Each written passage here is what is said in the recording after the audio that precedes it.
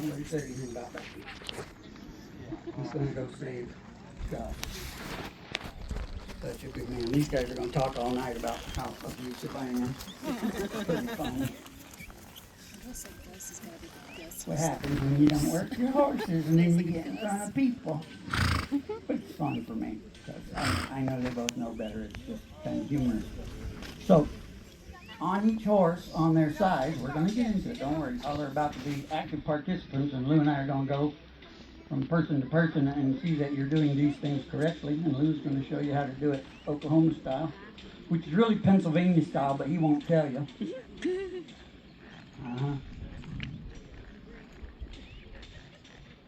Oh, do you have an itch? Oh, I have grass. You might have to go back to square one. Legs. If his job is find the middle,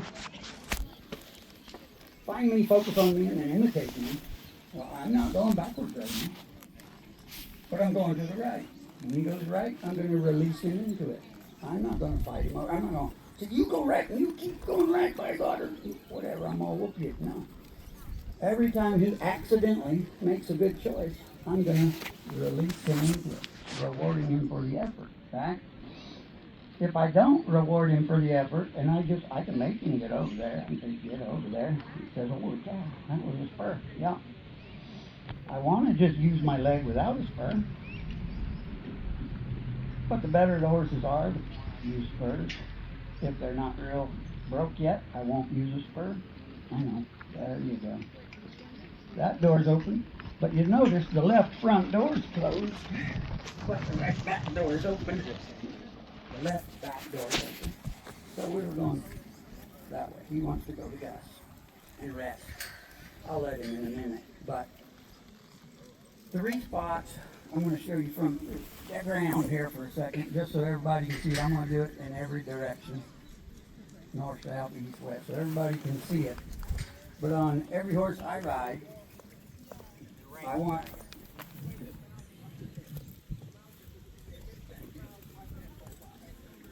right here between my front girth and my back girth. 3 spots. They're only that far apart. I'm gonna turn them around and do it again. So 3 spots.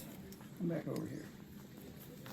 Wherever my foot hangs naturally in the stirrup, okay, is the middle.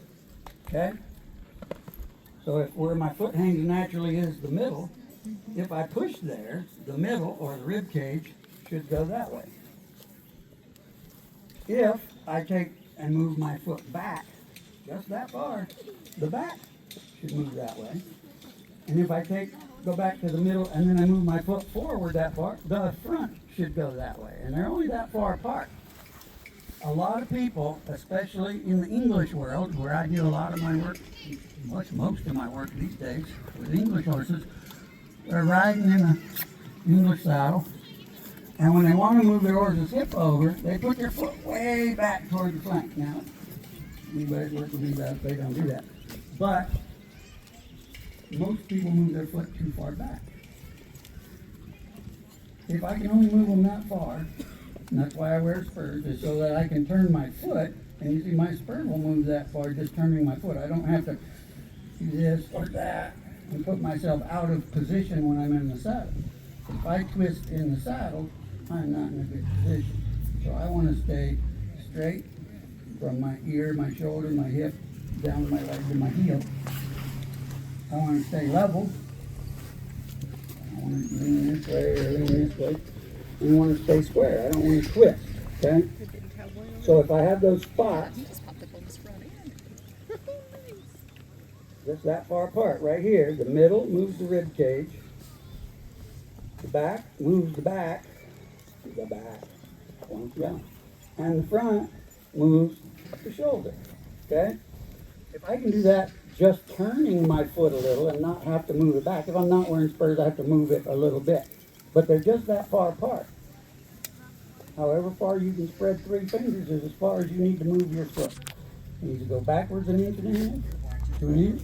And what happens is if we can help the horse understand those things, and I do them on the ground usually before I even get on them, sometimes even before the first ride, I want them to understand, if I put my leg here, we're gonna move that over and help them understand when they do it. Because we were doing it before with perceived pressure. We were doing it with focus, right? We were moving this horse just by focusing on the spot and moving it. And I can do that. But he can't see where I'm focused if I'm up there. He's got to feel where I'm focused. So it's physical from the saddle, and it's deep pressure on the ground. So if he'll move all those parts, I can focus on them, and I don't have to push very far when I touch them from up there. Okay? I don't have to harpoon him with a spur and draw blood. Although y'all have, if you've done it long enough, you got frustrated with it and you harpoon them. And the next day the owner shows up, that's never a good thing. I try to explain the spur mark that's still dripping. That's hard. I haven't done it in 30 years, but I've done it. On a mule, of all things. Yeah. I haven't taken one of them in a while. So, that same perceived pressure that we were using before now becomes physical pressure. I want to push hard enough to part the hair. I don't want to disrupt the hairdo. I just want to part the hair slightly. And if he doesn't move, then I'm just going to wiggle it until he moves. And he moves. And then as soon as he moves, the pressure comes off. And so I wasn't doing that with him because he knows better. I was leaving it there until he really, really moved. Woohoo! I told you there was going to be a rodeo. This is a horse. Yeah, then. That's right. Lou's going to change his mind in a minute. That horse, these two horses are so joined at the hip and being turned out for years together. Free to come and go whenever they please because I'm on the road. Free to do all kinds of stuff. He lost his mind. He'll be back in a minute, don't worry. Just like this one sort of came back, been the complexion, and he kept wanting to spin around. Lou's about to tell him that forward, and nothing is a whole lot better than something that you decide on your own and commit to. Because making a choice on your own and committing to it in the horse world is a felony.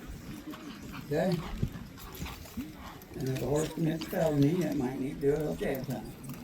But if he doesn't commit a felony, we're going to give him the benefit of the doubt. We're going to make everything easy to understand. Amen. I know. Sorry for the interruption. Please continue. I'm having more fun with that because I was How on it his works. back. That's how it works. Reach down low. That's Center the right. body in the center of that well. And push that sucker outside. That's right. Make him go where he doesn't think he wants to go. So what Lou did was he made a poor choice, uncomfortable. The horse said, that doesn't bother me. So then it had to become difficult. And the stupid horse said, that doesn't bother me. So Lou had to make it slightly miserable for a few rounds. W-O. That's it. And as soon as Gooberhead's brain almost got delivered, life was a lot easier. He's going, you know what? If I stand here... Any of you can do